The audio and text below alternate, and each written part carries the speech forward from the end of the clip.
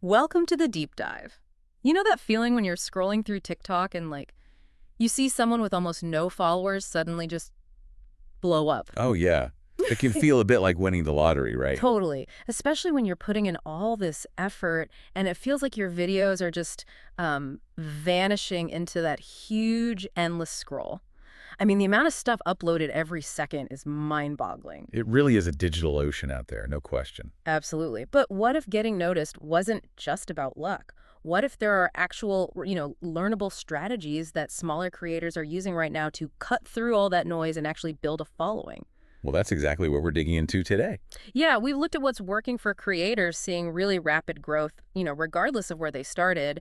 And hey, for those of you looking to maybe give your social profiles a bit of a kickstart while you work on these strategies, you could check out rapidboost.net. They offer some solutions for scaling up your presence, yeah. Right. But our main mission today is really to arm you with the insider knowledge. We want you to understand the TikTok algorithm, figure out how to make videos that grab attention, and crucially, keep it. And how to optimize your profile so people can actually find you. Exactly. And use hashtags like a pro, engage with your audience properly, basically get the essentials down without feeling totally overwhelmed. Okay, so first things first. Let's try and demystify this TikTok algorithm. It feels like a black box sometimes. It kind of does, yeah. Yeah. But honestly, at its core, it's trying to do something pretty simple. Yeah. Show people more of what they already seem to like. Okay. What's really interesting and kind of hopeful for new creators is that it seems to care less about who you are, like your follower count, and way more about how your content performs, especially with that first small group of people who see it. So it's like a matchmaker for videos. Sort of, yeah, a super smart one. It learns what kind of videos you like, what people with similar tastes like, and then, bam, it shows you more of that stuff. It levels the playing field. Right, so that For You page, the FYP, that's where even a brand new video, maybe from someone with 10 followers, could suddenly catch fire. Exactly. If those initial viewers really engage, they like it, comment, share, maybe save it, and crucially, watch most or all of it. Then the algorithm goes, okay, people like this, let's show it to more people. That's the idea. So the key signals it seems to love are things like, well, watch time is massive. How long people actually stick around watching. Yeah. Does your video keep them engaged right to the end? That's a huge plus. Then you've got the obvious engagement signals. Likes, comments, shares, saves, all those tell the algorithm people are connecting. Makes sense. And completion rate is tied into watch time, but it's specifically about, did they watch the whole thing? Or did they swipe away after 2 seconds? Okay, got it. What else? And relevance is also key. Is your content timely? Does it align with current trends? Are you using the right hashtags, the right sounds? Stuff like that. That makes a lot of sense. Actually, the material we looked at had this great case study at Sally's Art Room. Oh, yeah, that was a good one. They went from under 500 followers to over 20,000, super fast. 3 months, I think. Yeah, and they did it mostly with these really punchy 15-second painting tutorials. What was so smart about them? Well, the insight there was really about structure. They apparently used the strong hook right at the beginning, maybe showing a blank canvas or asking a question, and then they only revealed the finished painting at the very, very end. So you had to watch the whole thing to see the payoff. Exactly. And that simple trick apparently doubled their watch-through rates. Wow. It just shows how understanding that basic human curiosity can make a huge difference. That's genius. Such a small tweak.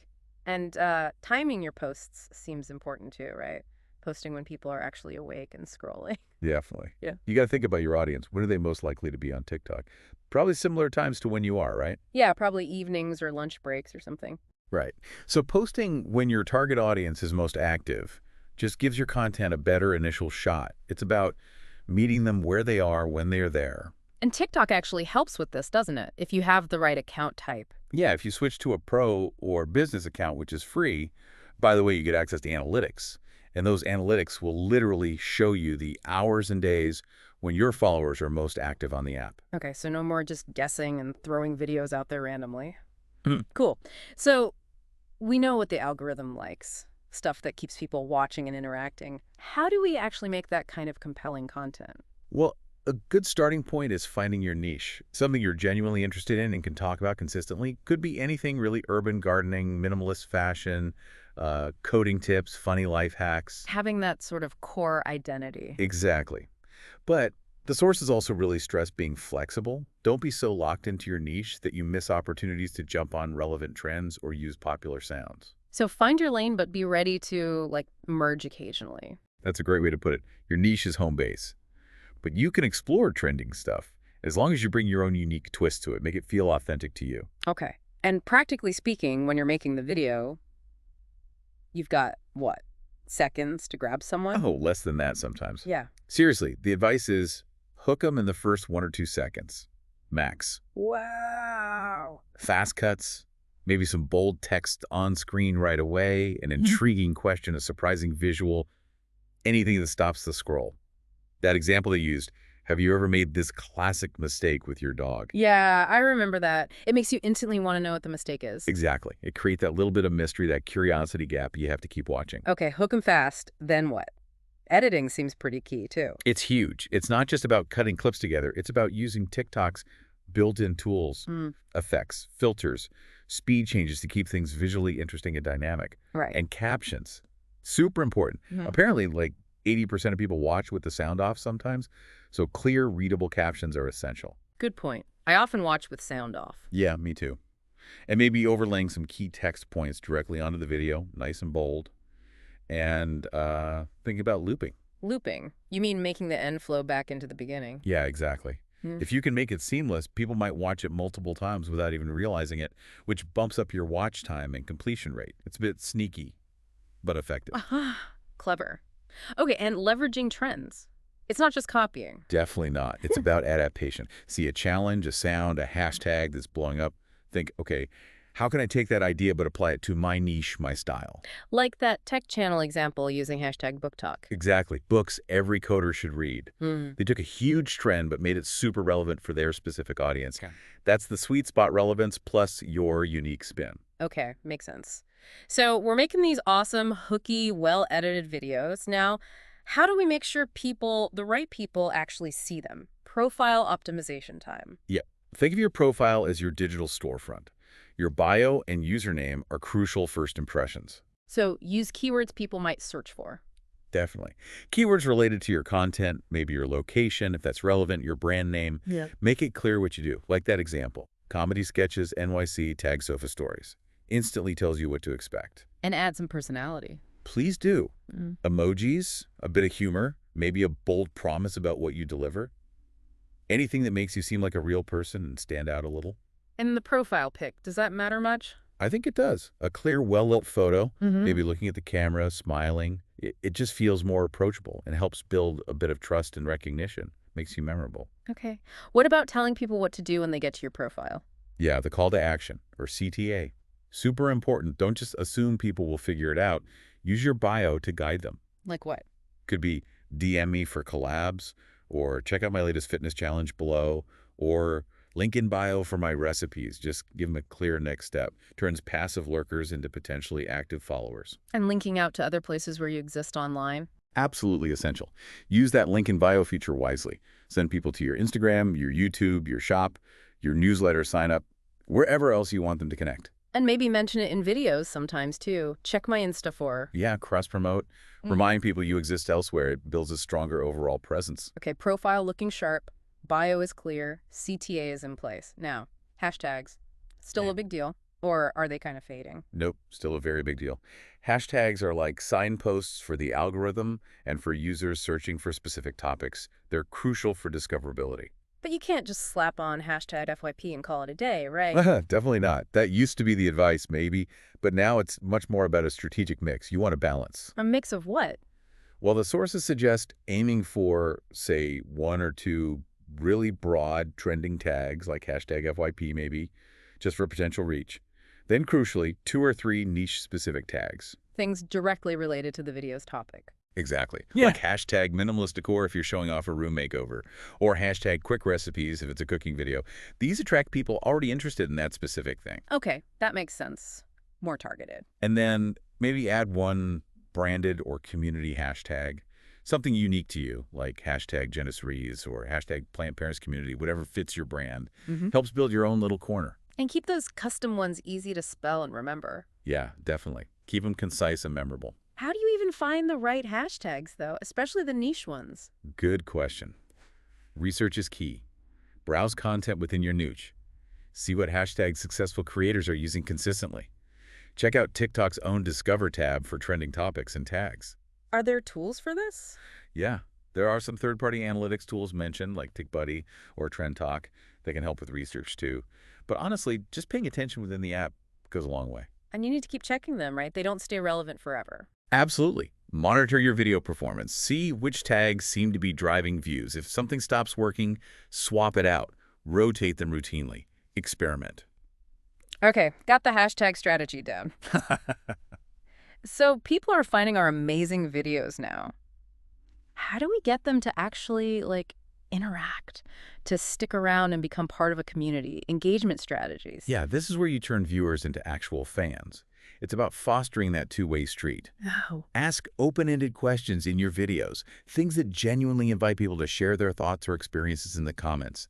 Make it easy for them to join the conversation. Like that grandma advice example. What's the best advice your grandma gave you? Perfect example. Or challenge them to duet or stitch your video. That directly involves them in creating content with you. It's powerful. And responding to comments. That seems basic, but important. Crucial. Don't just like them. Reply publicly whenever you can. It shows you're listening and value their input. And sometimes reply with a whole new video. Yeah, that's a great tactic. If someone asks a really good question or makes an interesting point, replying with a video response feels super personal, deepens the connection, and it signals to the algorithm that your content is generating discussion. Plus, it's more content for you. Smart. What about things like giveaways? Do they still work? They can, yeah. Especially maybe for hitting milestones, like reaching 1,000 followers or something. Keep the rules simple. Follow and comment to enter is usually enough. And make the prize relevant. Definitely. Make it something your actual target audience would want. It can boost engagement and attract some new followers, but, don't rely on them solely for community bitching. Authenticity matters more long-term. Right. And collaboration, partnering up with other creators. Huge potential there, especially for smaller creators. Teaming up for duets, stitches, maybe a themed content swap. Why is that so good? Well, you instantly tap into each other's audiences. It's cross-promotion gold. Plus, it builds credibility you're seen associating with others in your space. And honestly, it can just spark cool new ideas. It's a win-win. Okay, awesome. So we're doing all this great stuff. Making killer content, optimizing, using hashtags, engaging. How do we actually know what's working and what isn't? Time to look at the numbers. Exactly. Analytics time. This is where you stop guessing and start making informed decisions. Step 1. Make sure you switch to that TikTok Pro or business account. To unlock the data. Yep. Then you need to regularly check the key stats. Views, likes, shares are obvious, but pay close attention to that average watch time for each video. That tells you a lot about engagement quality. What else should we track? Follower growth trends. Are you gaining, losing, plateauing? And very importantly, which times of day and which topics consistently perform best for you. The analytics will show you this. So if you see that your videos about, breakfast recipes always get way higher watch time and more shares than your lunch ones. That's a pretty clear signal, right? Make more breakfast recipe videos. Look for those patterns in your top performing content. What specifically should we look for in those top posts? Analyze everything about them. What was the thumbnail like? What sound did you use? What was the exact hook in the first second? How did you edit it? When did you post it? Try to pinpoint the elements that made it successful so you can try to replicate them. And it's okay if not every video is a smash hit, right? It's about learning. Oh, absolutely. Failure is just data collection. Growth on any platform is about experimenting. Set yourself little micro goals. Right. Maybe I'll post 3 times this week, or I'll try one video using a trending sound. And when you experiment, try to change just one thing at a time. Why only one thing? So you can actually tell what caused the difference. Yeah. If you change the hook, the hashtags, and the posting time all at once, and the video bombs, you have no idea which change was the problem. Tweak one variable, see what happens. Okay, that makes sense. Controlled experiments.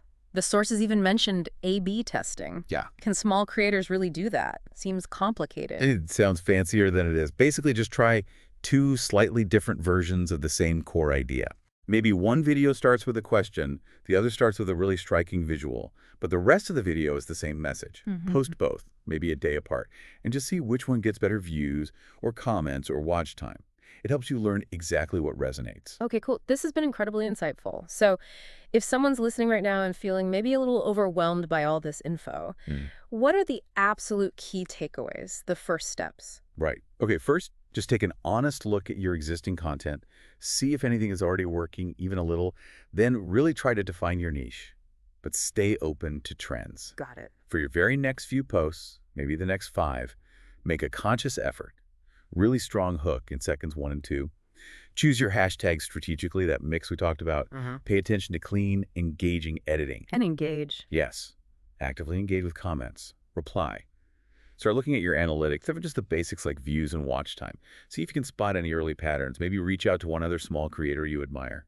And remember that services like rapidboost.net can offer a lift, but it's the authentic stuff that builds real community long term. Precisely. It's about pairing any boost with genuine effort and connection. So the big picture here is that small, consistent steps really do add up on TikTok. And being small actually gives you an edge, doesn't it? You can pivot faster. Totally. You're more agile. You can experiment more freely than huge accounts. So yeah, we've covered a lot. Understanding the algorithm, making great content, fixing up your profile, smart hashtag use, real engagement, and checking your results. So for you listening right now, here's a little challenge.